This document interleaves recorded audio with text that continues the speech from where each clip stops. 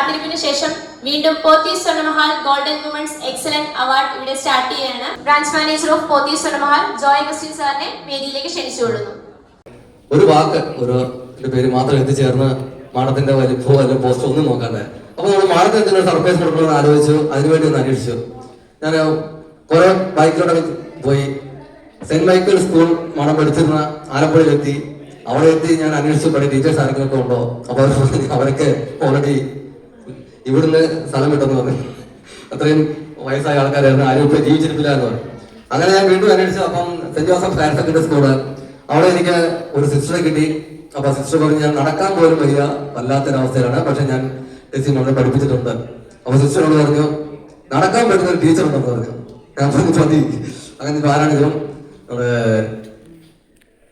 Alphonsa കൊച്ചുദേശ teacher 7th സ്റ്റാൻഡേർഡിൽ മാഡത്തിന് science പഠിപ്പിച്ചിട്ടുണ്ട്. അങ്ങനെ ടീച്ചറെ ഞങ്ങളുടെ സർപ്രൈസ് കൊടുക്കുന്നുണ്ട്.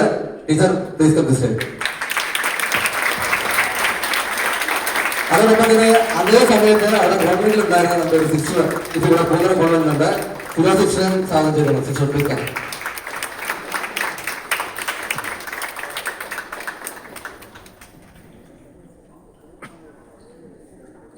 അവാർഡ് നൽകുന്നതിനായി മാമിനോടൊപ്പം തന്നെ director of Pothys group Maheesh sir and Sreelakshmi ma'am.